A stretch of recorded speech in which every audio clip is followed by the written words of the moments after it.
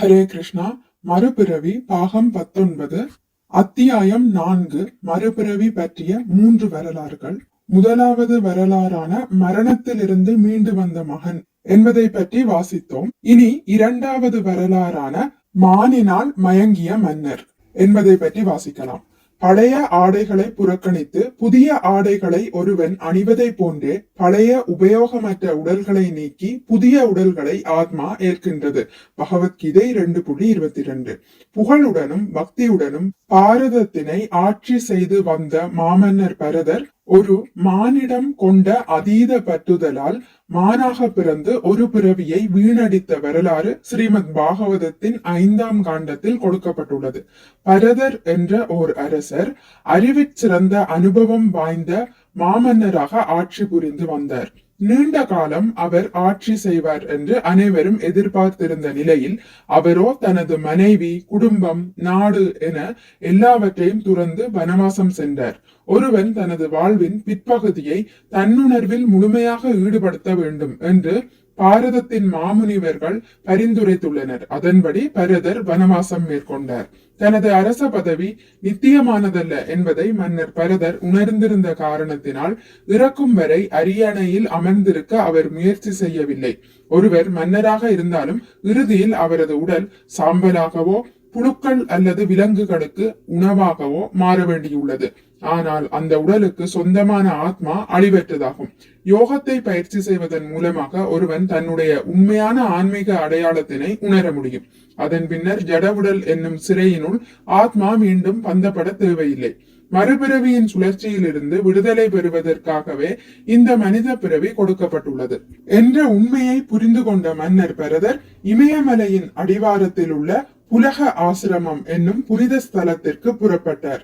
அங்கே கண்டகி நதிக்கரையில் அந்த முன்னாள் மன்னர் தனிமையில் வாழ்ந்து வந்தார். அரச உடைக்கு பதிலாக மாந்தோலை மட்டுமே உடையாக அணிந்தார். அவரது தலைமுடியும் தாடியும் நீளமாக வளர்ந்து சடையானது. தினமும் நதியில் 3 முறை நீராடியதால் அவரது சடைமுடி எப்போதும் ஈரமாகவே இருந்தது. தினசரி காலையில் ரிக்வேத மந்திரங்களை உச்சரித்து பரதர் முழுமுதற் கடவுளை வணங்கி வந்தார். சூரிய உதயத்தின் போது அவர் பின்வரும் மந்திரத்தை உச்சாடனம் செய்வார். முழுமுதற் கடவுள் தூய சத்துவ குணத்தில் வீற்றுள்ளார். அவர் பிரபஞ்சம் முழுவதையும் ஒளியூட்டுபவர். தனது பல்வேறு சக்திகளின் மூலம் பௌதிக இன்பத்தை விரும்பும் உயிர்வாளிகளை அவரே பராமரித்து வருகிறார். அவர் தனது பக்தர்களுக்கு எல்லா ஆசிகளையும் வழங்கக்கூடியவர் என்று கூறி பகவானை வணங்குவர். பகல் வேளையில் பரதர் பல்வேறு பழங்களையும் கிழங்குகளையும் சேகரித்து வேத நூல்களில் பரிந்துரைக்கப்பட்டுள்ளபடி பரமபுருஷ பகவானுக்கு நைவேத்தியம் செய்து அதன் பின்னரே அவற்றை உண்பார். முன்பு புகழ்பெற்ற மன்னராக உலக ஐஸ்வர்யங்களுடன் இருந்த போதிலும் பௌதிக இன்பத்தின் மீதான அவரது ஆசைகள் அனைத்தும் தவ வலிமையினால் தற்போது அழிந்துவிட்டன. பிறப்பு இறப்பின் சுழற்சிக்கு மூல காரணமாக விளங்கும் பௌதிக ஆசை என்னும் பிணைப்பிலிருந்து அவர் விடுபட்டார். பரமபுருஷரின் மீதான இடைவிடாத தியானத்தினால் பரதர் ஆன்மீக பரவசத்தின் அறிகுறிகளை உணர ஆரம்பித்தார். இவரது இதயம் பரவசம் எனும் நீரால் நிரப்பப்பட்ட ஏரியை போல இருந்தது. அவரது மனம் அந்த ஏரியில் நீந்திய போது அவரது கண்களில் இருந்து ஆனந்த கண்ணீர் பெருகியது. ஒரு நாள் பரதர் நதிக்கரையில் தியானம் செய்து கொண்டிருந்த போது நீர் அருந்துவதற்காக ஒரு பெண்மான் அங்கு வந்தது. கருவுற்றிருந்த அந்த மான் நீர் அருந்தி கொண்டிருந்த போது காட்டில் இருந்த சிங்கம் ஒன்று பெருத்த ஓசையுடன் கர்ஜித்தது. மிகவும் அச்சம் கொண்ட மான் நதியை விட்டு தாவி ஓடியது. ஓடும் நதியில் அச்சத்துடன் மான்குட்டியை ஈன்றது. அச்சத்தினாலும் குறைப்பிரசவம் நிகழ்ந்ததாலும் உடல் தளர்ந்த அந்த மான் ஒரு குகையினுள் நுழைந்து சிறிது நேரத்தில் இறந்து விட்டது. மஞ்சள் நிற மான்குட்டி நதியின் நீரில் மிதப்பதை கண்ட பரதர் மிகவும் அனுதாபப்பட்டார். நீரிலிருந்து அதனை தூக்கி தாயை இழந்த அனாதை என்பதால் தனது ஆசிரமத்திற்கு கொண்டு வந்தார். கற்றறிந்த ஆன்மீகவாதிகளின் கண்ணோட்டத்தில் உடலின் வேறுபாடுகள் பொருளற்றவை. பரதர் தன்னுணர்வு பெற்றவராக இருந்ததால் எல்லா உடல்களிலும் ஆத்மாவும் பரமாத்மாவும் இருப்பதை அறிந்து எல்லாரையும் சமமாக பாவித்தார். மான்குட்டிக்கு தினமும் பசுமையான புற்களை கொடுத்து அதனை வசதியாக வைக்க முயற்சி செய்தார். இருப்பினும் விரைவாக அவர் அந்த மானிடம் பெரும் பற்றுதலை வளர்த்து கொள்ள ஆரம்பித்தார். மானுடன் உறங்கினார், மானுடன் நடந்தார், மானுடன் நீராடினார், மானுடன் உண்ணவும் செய்தார்.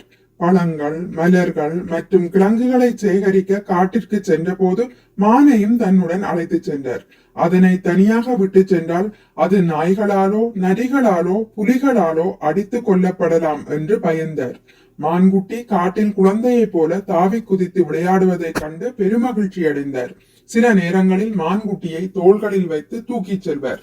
பகலில் அதனை தனது மடியில் வைத்திருப்பார். இரவில் அவர் உறங்கும் போது அந்த மான் அவரது மார்பில் படுத்து ஓய்வெடுக்கும். அந்த அளவிற்கு அவரது இதயம் மானின் மீதான பாசத்தால் நிரம்பியிருந்தது. எப்போதும் மானை வருடி கொடுப்பார். சில நேரங்களில் அதற்கு முத்தமும் கொடுப்பார். இவ்வாறாக அந்த மானின் மீதான பாசத்தினால் பரதர் பந்தப்படுத்தப்பட்டார். ஹரே கிருஷ்ணா. இத்துடன் முடித்துக் கொள்கிறேன். இனி அடுத்த பதிவில் இதன் தொடர்ச்சி தொடரும். மிக்க நன்றி. ஹரே கிருஷ்ணா. உங்களுக்கு இந்த வீடியோ பிடித்திருந்தால் லைக் பண்ணுங்கள், ஷேர் பண்ணுங்கள், சப்ஸ்கிரைப் பண்ணுங்கள். நோட்டிபிகேஷன் பெல்லை அழுத்துவதன் மூலம் அடுத்த பதிவுகள் உங்களை வந்தடையும். பகவான் ஸ்ரீ கிருஷ்ணரை பற்றி கேட்டு மகிழ்வோம். ஹரே கிருஷ்ணா.